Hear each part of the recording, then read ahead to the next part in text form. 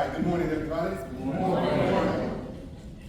I'm trying to be brief as well so that we can get to the big conversation, because I know we're all excited about being in conversation together, so that we can unpack some of these questions and get to real solutions as we're building and expanding the field.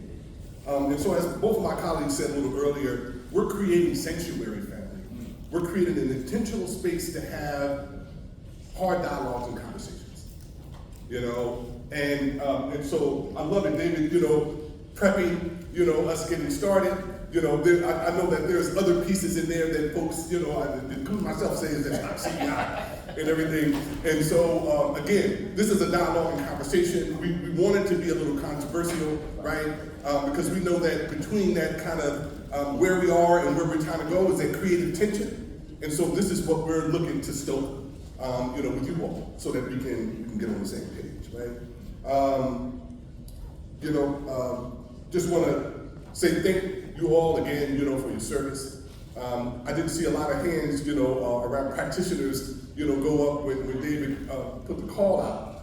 But I know that folks have transitioned from roles of being practitioners on the front line and in the street to now you're managers and supervisors and coordinators and administrators and associate directors and executive directors, right? And so we have now all of this infrastructure that we've built in organizations, and it's going to be absolutely necessary that we continue to grow the work if we're going to continue to stay out ahead of our movement. I always like to talk about, there's the business of community-based public safety or community violence intervention, and then there's the direct service division, right? And so one of the things I'm going to talk a bit about is the business, right?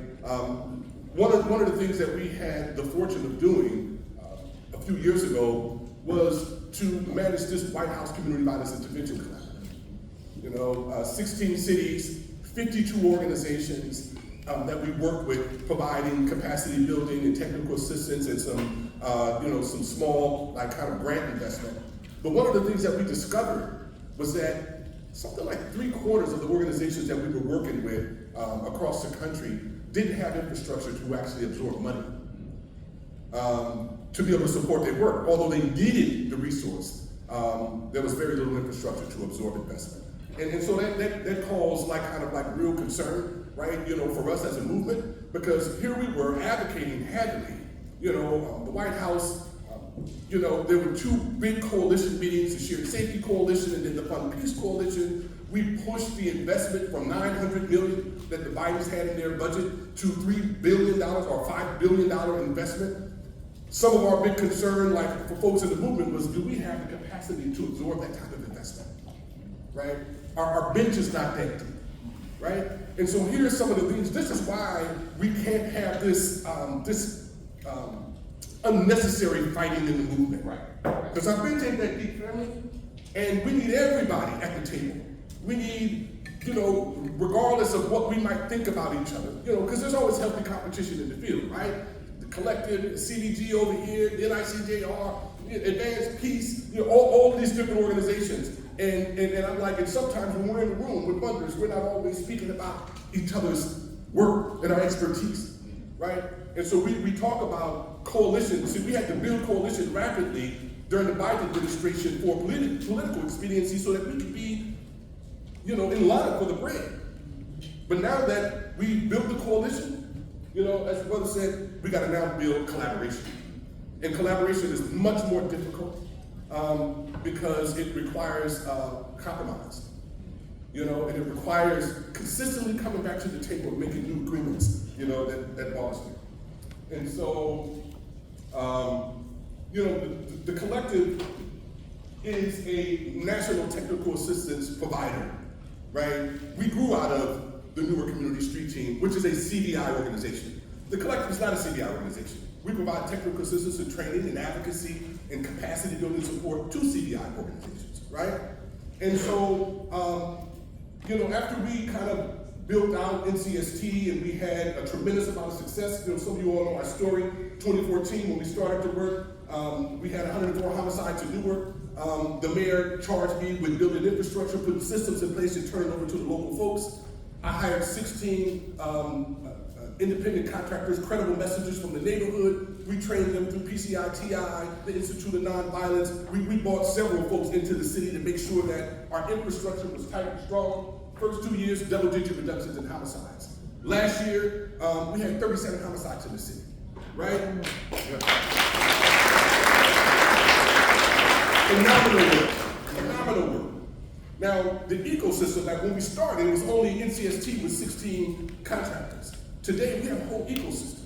NCST now employs over 80 staff, launched the city's hospital-based violence intervention program, its trauma recovery center, Safe Passage, its non-law enforcement response to OD, and birthed several other organizations by helping to facilitate investment to them. The Hub, New Direction, New York Anti-Violence Coalition, One Hood, also gave birth to our city, Office of Violence Prevention, and the Brick City Peace Collective. So all of these kind of systems actually grew out of community, right? And some of the four kind of key components that we focus on in terms of building organizational capacity, because this thing looks easy, right? But most of us know that when we first launch organizations, it's usually like a passion project. We lost a loved one or a friend or family member, and we want to stop the killing in our neighborhood, so we start doing marches and protests and prayer vigils. But family, those things are great, initially, to deter violence, but they don't sustain the long-term kind of impact. We have to, once we get past that particular piece, we have to now start building out organizational infrastructure, right? We got to make sure that we have, functional 501c3s and bank accounts, and that there's a clear chain of command. We always talk about, the charismatic leader that started the organization, but that charismatic leader didn't mean the number two. For years, I couldn't function at NCST without E. Rubin, and I can't function today at the collective without Fred. This is a true partnership, right? You got to have community leadership and buy-in in terms of building out, your strategy. The legitimacy of the work is truly rooted in the people that you employ, right? You always hear me say that you ain't doing CBI if you ain't employing Pookie, Raheem, and Sabrina and them, right? That's your first line of defense, family. We can build all types of innovations and systems, on top of that. But if your frontline staff is not well trained, if they're not well paid, and if you don't provide kind of therapeutic services and support services to support them in their healing journey, it might be difficult to sustain the work. So staff development, and professional development, training is critical, right? Because when we get into a conflict, we don't usually fall to our training, we kind of fall to our conditioning. But if we train enough, our brother Aqeela Bashir always says, don't get comfortable in those seats, you know what I'm saying? Because we have to constantly be checking in, and reorganizing our strategy. And so staff development is critical. You got to be able to look, I'm not talking about the executive directors. You got to be able to look, within your organization and at least see kind of two tiers of the next leadership. Who's your number two and who's coming in right after them? Because anything can happen, family. Anything can happen. Strategies and program implementation. It's important, to have evidence-based pieces and evidence-informed strategies that's rooted in your approach. Sometimes we'll go to a city to provide TTA, and essentially the organization has kind of high-risk interventionists in the field, outreach workers in the field, but they're not collecting data. They're not. They don't have a way of being able to talk about interventions versus mediations. They're not utilizing the CRM like Apricot or Salesforce in order to document their work. So essentially, they're doing all of this great work in community, and they're not able to take credit for it. And so every year, when the funding conversation comes up from the city, we're begging law enforcement, we're begging our elected officials to consider us, when we're having huge impacts on the system, right? Those numbers that you gave out about LA, 1992, 2,500 murders a year to 2,000 murders a year. In LA, family, in LA County, it is $8 million per homicide to investigate and solve.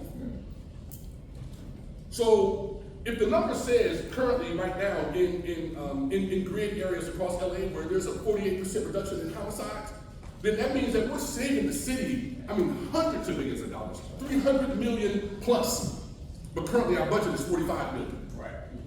So family, we gotta figure out how we do better advocacy and organizing and strategy, so that we can make sure that we're in position, when these resources come, and that we have the advocacy kind of chief. This is why collaboration is so important.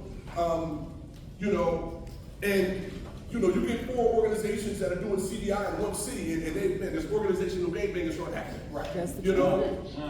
Because we all operate from this scarcity mentality. We think that there's so little money out there, and so that we gotta cut each other's throat in order to access it. And family, I'm here to tell you there is more money out there than we're asking for. There's more money than we're asking for. But we have to build the proper infrastructure to be able to absorb the investment. We gotta be able to tell our stories better. When I go to a lot of y'all websites and stuff, honestly, family, I don't know if you're doing CDI or not, based upon your social media sizzles in your stories. You know what I'm saying? And so we also gotta better tell our story. And so all of this the standardization piece is critical to our growth and development as a field, right? And so building the capacity of the agency, making sure that you're a responsible custodian of these dollars. And I'll close with this. And just by saying, I just want to thank philanthropy again. We're going through a moment, right? And philanthropy has really stepped up, and provided a lot of strategic investment. And family, the dollars that they're providing is not enough to run our whole agencies. Nothing is owed to us in terms, from them. So we have to make sure that we leverage the dollars that we get, and that we take these things seriously, man, because it's not easy moving these dollars. And so over the next couple of weeks,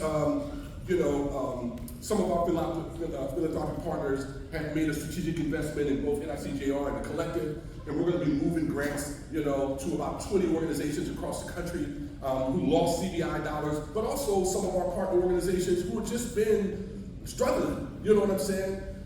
So that we can make sure that we maintain infrastructure in the field, and also that we prepare, for the summer to make sure our summer is safe.